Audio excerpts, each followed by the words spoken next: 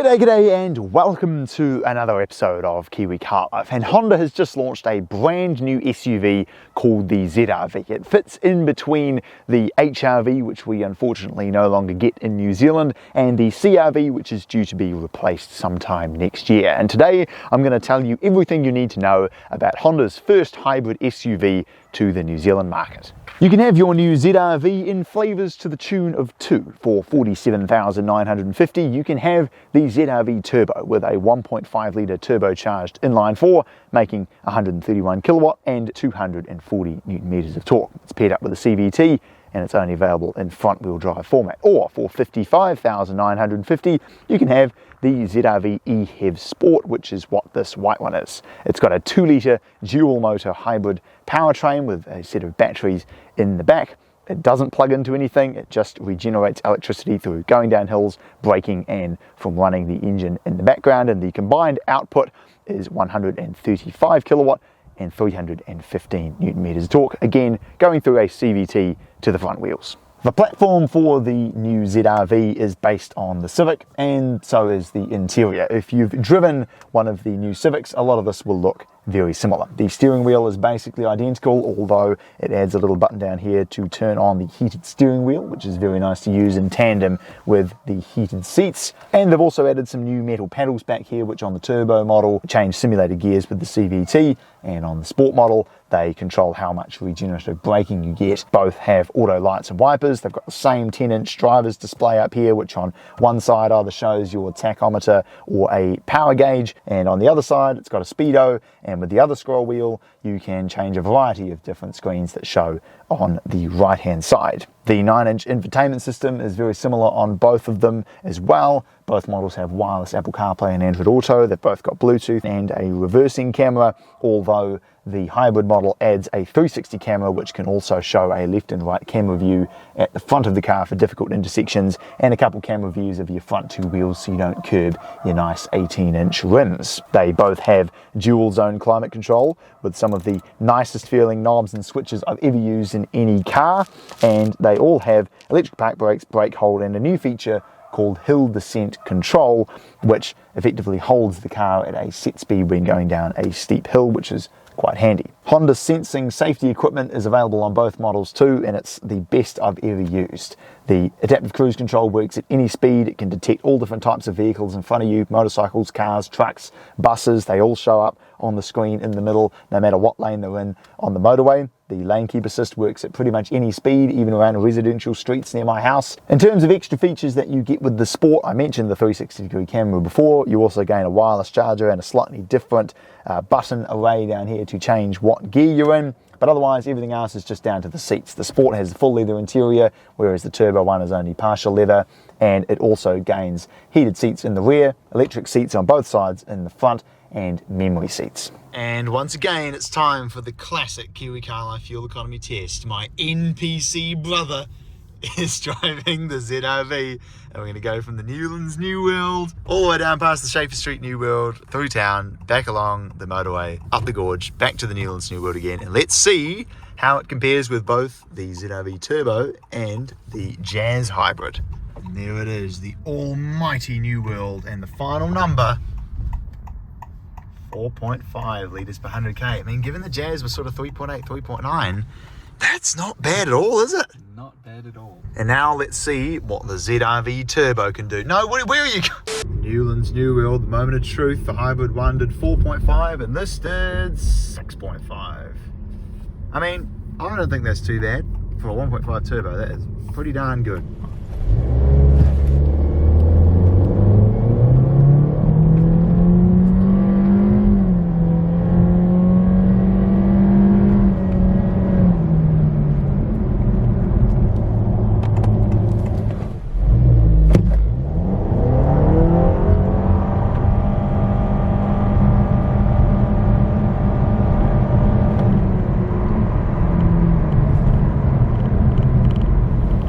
Driving the Honda ZR-V Hybrid. Now the first question you're probably going to be asking is, how on earth does the hybrid system work? Well, you've got a 2-litre petrol engine and 2 electric motors, one for each of the front wheels, and in essence this is an electric car with petrol assistance. It will spend as much time as it can, at least at speeds under 50-60 k's an hour, just running on electric power only, and the main way that it charges is by using regenerative braking. There's a little power gauge here, and when you're on the throttle it'll go into the power section of the gauge, but as I brake to go down the hill it moves into the green section, which is to let you know that it is charging up the battery. It's effectively using the electric motors in reverse as generators to charge it up. And if I pull on the down pedal, it will increase the regenerative braking, thus slowing me down a little bit more. Pulling on the plus pedal decreases the regenerative braking, thus allowing the car to speed up, but of course it means it won't charge the battery quite as much.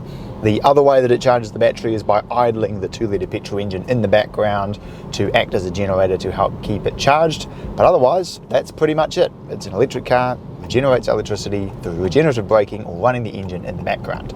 Now, doesn't sound like there's a whole lot for the petrol engine to do, and well, to be honest, with most normal driving there kind of isn't. But the good news is that it's not completely useless, because when you come to put your foot down onto the motorway, that's where you notice the petrol engine kicking in, and my goodness, for a medium-sized family SUV this is fast.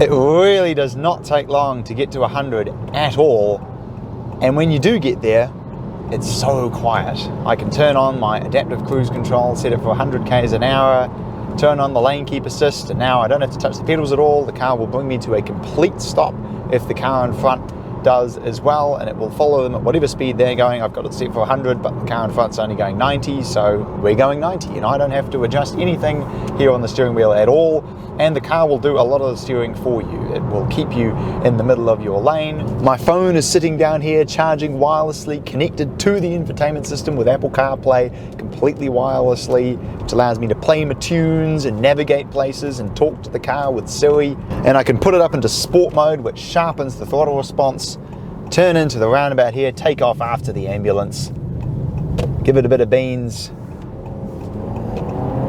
It handles well, the engine sounds good, it's responsive. It does those sort of fake shifts to get away from the annoying CVT drone that sometimes cars like these have, and overall, it really is just an absolutely excellent car to drive. For a family SUV, it handles well, it doesn't have too much body roll. It really is an absolutely excellent car to drive, I've got to say. And I say that as a massive car enthusiast. You'd normally find me driving around in a Civic Type R, not a ZR-V hybrid. But this is absolutely excellent. It's so comfortable, it's so nice, but when you put your foot down or turn hard into a corner, it has that sporting element to it that I really like, and so many other SUVs in this class are just completely missing. They are literally designed to get from A to B, whereas you can tell Honda made an effort with this to at least give it some of the spirit of its sportier models. Driving the ZR-V Turbo.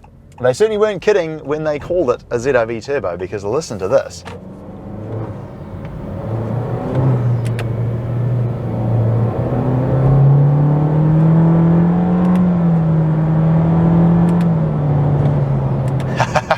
It's a little bit hard to hear, but it makes some fantastic turbo noises. Now I know that most people buying this couldn't care less what kind of turbo noises it makes, but I find it fun. Now naturally the hybrid one is going to get better fuel consumption and has a lot better pickup off the line, but I mean, you know, you drop it into S and put your foot down.